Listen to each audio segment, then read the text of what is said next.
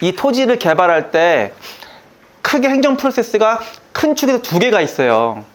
먼저 가야 되는 트랙이 토목공법이에요. 토지 인허가, 토목인허가. 땅에 대한 인허가, 한마디로 땅에 대한 인허가. 땅에 대한 인허가가 되고 나서 건축허가가 들어가는 거예요. 두 번째로. 이거 되게 상식이거든요. 엄청난 상식이에요. 예. 그래서 토지 인허가를 내서 토지 인허가증이 나와야 토목 인허가증, 즉 개발행 인허가증이라고 그래요. 개발행 인허가증, 토목 인허가증이 나와야 그 인허가증을 첨부해서 또 내가 짓고 싶은 건물 모델링 설계도면을 첨부해서 각종 서류를 첨부해서 건축 설계도면 첨부하고 토목 허가증 첨부해서 건축가에다 건축허가 신청하는 거예요. 이해하시죠? 네. 예.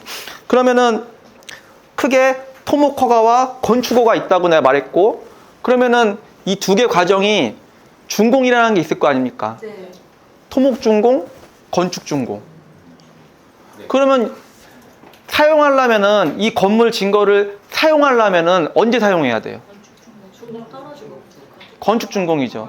토목 준공이면은 옛날에 김대중 시절 때까지만 하더라도 지금 사모님이 생각하신 것처럼 토목공사만 반듯반듯 해놓고 택지만 조성해놔서 토목공사만 끝내놓으면 지목이 바뀌었어요.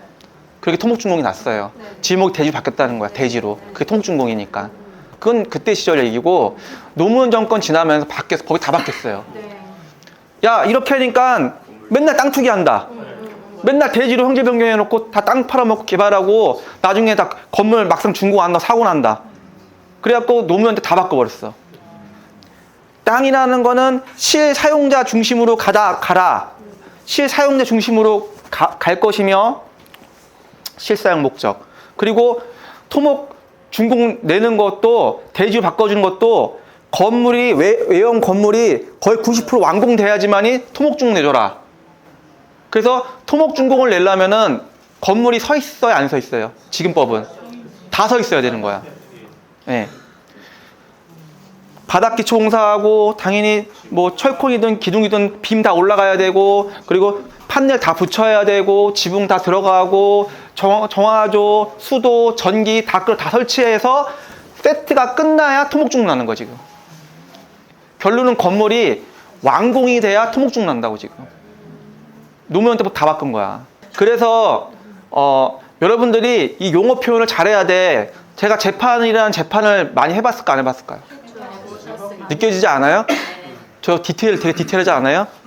내가 왜 디테일한 줄 알아요? 공부도 했지만 왜 디테일해졌는 줄 알아요? 강박증도 왜 생기고? 응? 재판이란 재판을 다 해본 사람이고요. 이 바닥에서 산전수전 공주전 다 겪은 사람이고, 세무조사도 특정 세무조사 중부청 다 받아본 사람이 나는 세무조사까지. 예, 매출이 많다 보니까. 예. 그러면은 실제 리그에서 그 경험을 다 부딪힌 사람인데 당연히 이 디테일의 악마가 숨어 있는 거야. 법이라는 거는 한 끗 차이로, 한 문장 차이로. 여러분들이 자, 건축 준공 방금 말씀하셨죠? 건축 완공, 건축 준공 같은 말이야? 다른 말이야. 건축 완공은 아까 말한 대로 토목 준공이 날 수 있는 스펙으로만 그냥 외형적으로 외형적으로 건물 다 서 있고 건물 온전히 서 있네? 다 전왔네? 여기까지 완공이야. 그럼 토목 준공 나는 거야. 근데 준공은 다른 거야. 건축 준공은 정화조 필증 들어가야지, 판넬 시험 성적서 들어가야 되지, 전기 필증 들어가야 되지, 그리고 뭐 상수도면 상수도 필증, 지하수면 지하수 필증 다 들어가야 되지. 이런 필증이랑 성적서라는 거가 다 그쪽 전문가들 도장 찍고 다 받아가지고 다 취합이 이만큼 돼야 그 상태에서 건축과 갖다 줘야 승인나는 거야. 이해했어요? 네. 네? 외형적으로 져 있는 건 완공, 각종 준공 날 수 있는 행정 서류가 다 붙여져서 행정 처리된 게 준공. 이해했어요? 네. 완공 준공 아예 틀린 거예요. 네. 그거 문구 하나 잘못 쓰면은 큰일 나요. 네. 이런 거 아는 사람 없어요. 서울에 누가 이런 걸 알아? 네. 실물 떼본 사람들이나 알지, 겪어본 사람들이나 알지. 그런 거고, 그래서 우리가 건물을 짓기까지는 토목준공과 건축준공이라는 게 있는 거예요. 두 개의 테마가. 자, 그러면 토목준공을 내는, 즉 개발행위허가 준공, 이 토목준공을 내는 게 법이 있고 건축준공 내는 법이 있잖아요. 그러면 부서가 같아 틀려요? 당연히 다르겠죠. 건축은 말 그대로 건축가야, 주부서가. 건축가 준공 내주면 돼, 주부서니까. 그러면 토목부서는 당연히 다르죠. 토목부서는 개발행위 부서라고 하는 거예요, 인허가 부서가. 그러면 개발행위 부서에서, 즉 토목부서에서 토목준공 내주는 거야. 개발행위 준공을 개발행위 부서에서. 개발행위 부서에서 토목준공 났다고 준공필증 달아줘야 건축허가 들어가는 거야. 토목필증 안 나오면은 건축허가 접수는 해도 통과가 안 되지. 그게 되는 거예요. 그래서 여러분들이 토지라는 거는 큰 축에서 토목 인허가 절차와 준공 절차, 건축 인허가 절차와 건축 준공 절차가 있다. 건물을 쳐서 준공까지는. 그러면은 여러분들 지목이 언제 바뀌는 것 같아요? 토목 준공이 나면 지목 변경할 수 있는 권리가 생겨요. 그거 아셔야 돼요.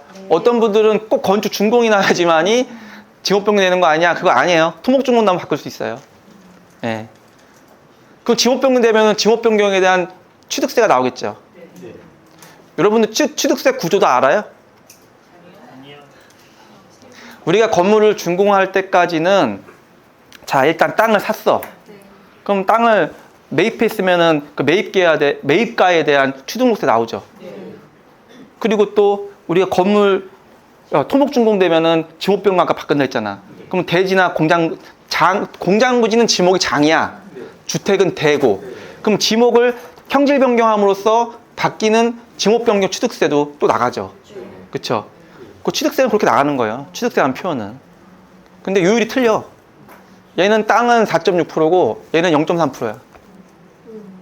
이해하세요? 아, 3%네. 저거예요, 저거. 여러분들이 토지 개발을 하던 토지 투자를 하던 간에 어느 하나하나를 갖다가 일일이 다 외우려고 노력은 하시되 100% 외울 필요는 없어요. 그게 뭔 얘기냐면은, 내가 이제 우리 그 지인들이나 나도 이제 이렇게 하다 보니까 가르치는 사람들이 있는데 자꾸 찾아와서 배우니까 나한테. 그럼 나중에 학생이라고 표현할게요. 내 학생들한테도 뭐 얘기하는 게, 당신들이 각 파트를 뼛속까지 외우려고 하지 마. 그 흐름하고 감각만 익히면 돼. 축구를 하게 되면은 축구 감독이 되라는 거지 내가 선수가 되라는 게 아니야. 네가 수비수 할 거야? 공격수 할 거야? 미드필더 할 거야? 아니잖아. 넌 감독이야, 디벨로퍼는. 그러면 디벨로퍼는 감독이야, 축구 감독. 그러면은 미드필드가 어떻게 뛰어야 되고 수비수가 어떻게 뛰어야 되는지 그 생리와 메커니즘과 흐름만 알면 돼. 감각만 알면 돼. 네가 훈수줄 수 있는 그런 것만 해야만 있으면 돼. 어차피 모든 개발이라는 거는 혼자 하는 게 아니거든요. 토목설계 사무실이 있고, 건축사님, 건축설계 사무실이 있고, 그리고 또 시공팀이 있는 거고, 세무사님이 있고, 회계사님이 있는 거잖아요. 각 전문가들은 따로 있어요. 근데 그 사람들을 다 조종하고 규합하고 퍼즐 맞추고 그 사람들을 아우러낼 거 아니야. 그럼 그 분야에 대해서 그 사람들만큼 세무사가 되려는 게 아니야. 변호사가 되려는 게 아니잖아요. 적어도 내 부동산 개발 분야만큼은 내가 이 사람들하고 대화할 수 있는 정도의 실력. 그래서 흐름 차원에서 말씀드리는데, 토목준공과 건축준공이 그렇게 파트가 흘러간다. 그래서 토목준공 나야 건축준공이 난다. 자, 요 허가권이 하나의 그 세트가 있고요. 여러분들이 아마 못 들어보셨을 수도 있어요. 토목건축복합이라는 거 들어봤어요? 그거는 토목준공과 건축준공을 한꺼번에 뭉쳐서 건축가에서 한 번에 다 떨어뜨리는 게 있어요. 예, 토목 개발행위 부서에서 협의를 달아주면 여기서 준공을 내는 거, 주부서가 건축가야. 그래서 어떤 상황에 대해서는 토목건축 복합으로가 낼 때가 있어요. 근데 내가 여러분들한테 개발행위 준공, 건축준공, 또 토목건축 복합허가 준공, 요거를 내가 오늘 디테일하게 말씀드릴 시간은 없고, 이 개념을 왜 말씀드리냐면요, 이 토목허가 부서하고 건축허가 부서하고 보는 법 체계가 비슷하면서도 많이 틀려요. 그게 중요한 거예요. 내가 공장이든 주택이든 뭐 주유소든 지려고 해. 내가 땅 주인하고 계약을 해요.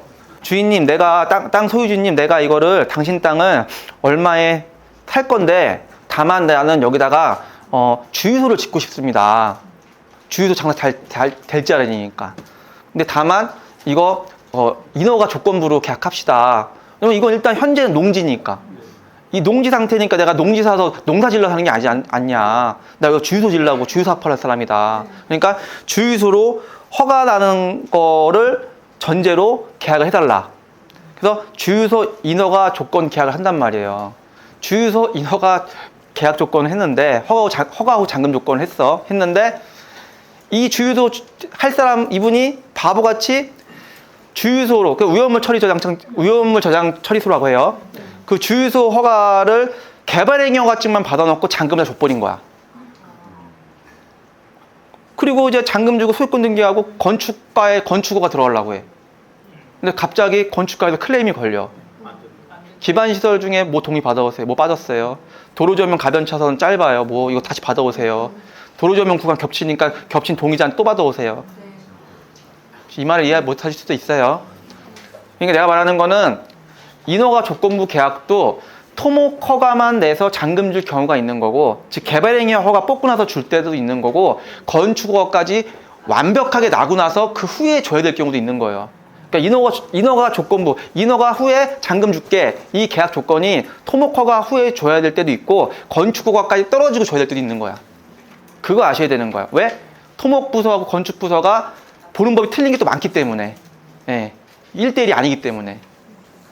그래서 계약을 하실 때도 디테일하게, 단순히 집만 짓는 거면은 개발행위만 떨어져도 거의 자동으로 건축허가 나요. 집 같은 경우는, 주택 같은 경우는. 근데 이런 좀 특수 업종들 있잖아요. 좀 복잡한 것들이 있어요. 그런 것들은 건축허가까지 떨어지고 장쳐야 되는 거예요. 예, 그런 것들이 있어요. 그래서 같은 계약을 해도 그 위험성이 있다. 자, 그러면 여러분들께 지금 말씀드릴 때 개발행위허가 토목허가를 낼 때 우리가 중점적으로 봐야 되는 게 뭐가 있을까요? 예, 즉 도로, 지임로 도로, 또 뭐가 있을 것 같아요? 네? 전기는 건축 쪽으로. 전기나 수도는 건축가 쪽, 건축가 파트. 예, 배수로. 예, 그 오폐수에 대한 배수로. 예, 도로와 배수로. 이 둘 중에 하나만 빠져도 개발행위가 날까 안 날까요? 안 나요. 이거는 5월이 아니고 엔드예요, 엔드. 뭐 하나 빠지면 안 돼요. 일정 부분 4m 이상의 도로폭도 있어야 되는 거고, 그리고 우리가 이제 오물 나가는 오수라 그러죠. 그리고 빗물 내려오죠, 빗물 내려오는 우수라 그러죠. 이 오수가 내려가는 배수로 또 있어야 되는 거고요.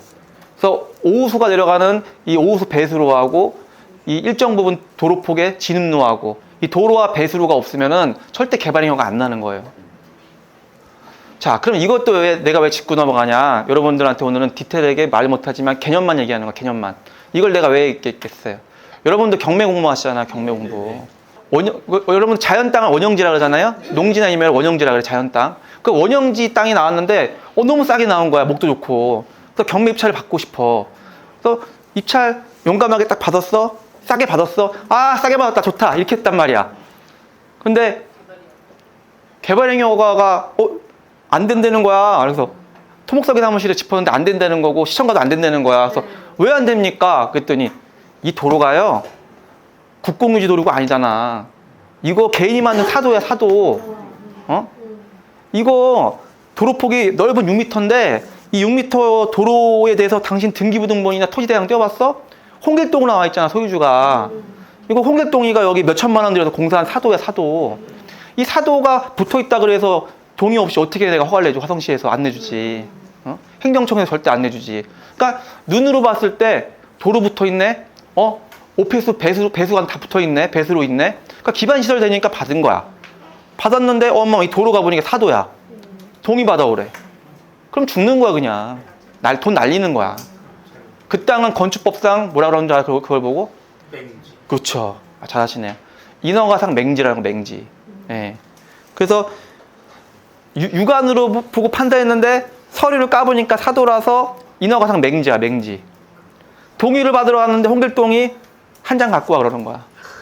어. 그나마 다행이다. 어. 그나마 다행일 수 있지. 근데 땅이만 2천만 원짜리야. 네, 그쵸. 그래서 이 기반시설이라는 게 엄청 중요해, 기반시설이. 땅은 눈에 보이는 게 다가 절대 아니죠. 아파트나 상가도 물론 서류를 봐야 되겠지만은 그 이미 다 져 있는 그런 외형적인 부동산하고 토지 같은 경우는 숨어 있는 게 훨씬 많을까 안 많을까요? 훨씬 많아요. 숨어 있는 게 토지는. 숨어 있는 게 많은 게 토지이기 때문에 이 숨어 있는 거를 다 파악하는 능력이 있어야 되는 거라서 공부를 해야 되는 거라서. 예. 그래서 개발행위가 될 때는 이런 이슈들이 많다. 건축허가도 마찬가지다. 그러면은 다 여러분들 여기서 이걸 깨달으셔야죠. 아, 경공매 받는 거는 허가 조건부가 없구나. 세금 체납된 거서 압류해서 공매 나왔어. 뭐 캠코가 무슨 걔네가 허가 조건부 달아줘? 안 달아주잖아요. 응? 응? 민사집행법에 의해서 경매 나왔어. 법원에서 조건부 달아줘? 조건부 안 달아주잖아요. 개인이 아니잖아. 민사가 아니잖아. 기관이잖아. 그러면 경공매 받았을 때는 조건부 잔금이 없다고, 허가 조건부 잔금이 없다고. 그럼 굉장히 위험한 거예요. 예. 그래서 경매 가서 냈다 그냥 농지 싼 거, 뭐 임야 싼 거 받았단 말이야. 뭐 계획관리 적당 받았단 말이야. 근데 이렇게 막 잘못해서 서류 파악이 안 돼 깨지는 거 그냥 경매 받았다 그냥. 그러면 평생은 아니지만 집값 올라가니까. 근데 바로 팔 수 있는 것도 못 팔고서 그냥 상당서 묶여 있는 거 그냥. 상당서 묶여 있는 거고. 그러면 이 현상이 어디까지 퍼진다? 은행까지 퍼진다. 금융권까지. 뭔 얘기냐면 방금 하나 예를 든 거지만은 인허가상 맹지야. 아스콘 포장돼 있어서 6m 들어와서 현황 도로 6m 넓은 도로 붙어 있어서 도로 붙은 줄 알았는데 사도니까 인허가상 맹지야. 인허가상 맹지라는 거를 은행, 대출받는 은행, 우리가 경매를 받으면은 잔금 대출 받을 거 아닙니까? 잔금 대출 받는 은행이 얘를 도로가 있는 인허가 날 수 있는 좋은 토지로 감정 평가할까요? 아니면 맹지 땅으로 평가할까요? 은행에서는 아예 현황도로도 안 붙어 있는 맹지는 아니지만은 거의 그 중간 밑에 값으로 표현을 해요. 무슨 말인지 아세요? 그러니까 은행에서 선임한 감정평가 법인이 있잖아요. 걔가 룰렛을 돌려요. 감정 A법인, B법인, C법인 감정평가 법인들이 있어요. 요즘 은행에서는 지점장이 지정 못해요. 로비 때문에 지정했다가는 은행 지점장 징계만 안 돼요. 지금 법 다 바뀌었어요. 옛날부터. 그래갖고 지금은 뭐 농협이든 뭐 신한은행이든 뭐 20개, 30개 있는 자기네 거래하는 감정평가 법인 다 돌려요. 룰렛으로. 룰렛으로 딱 해서 픽이 되는 거거든요. 이렇게. 그 픽된 거기서 딱 감정평가 한단 말이에요. 그러면 하는데 감정평가사님이 보통 공부했겠어요, 그 사람들이? 그 사람들이 전문가인데. 그 사람들이 서로 다 떼어봐, 무조건. 당연하죠. 떼어봤는데 이거 홍길동 거네? 근데 혈양도로는 붙어 있어. 근데 인허가는 안 나는 맹지야. 인허가산 맹지야. 그러면 그 중간가 밑으로 잡는 거야, 그냥. 감평가를. 이거 국공유지야. 인허가 날 수 있어. 그럼 감정가가 더 위로 가겠죠. 근데 이거는 타도에 붙어 있어. 감정가 내려가는 거야. 그렇게 되는 거예요. 그런데 이 사도주인한테 동의받아서 건축허가 냈다. 국공유지 있는 상태에서 동의 없이 허가 낸 거하고 동의받아서 허가 낸 거하고 허가의 결과값은 같아 안 같아? 같아. 그럼 허가증 뽑아놓으면 감정가가 같아 안 같아? 같아요. 예. 그래서 동의서 비용을 할 수 없이 주는 거야. 결과값이 같기 때문에.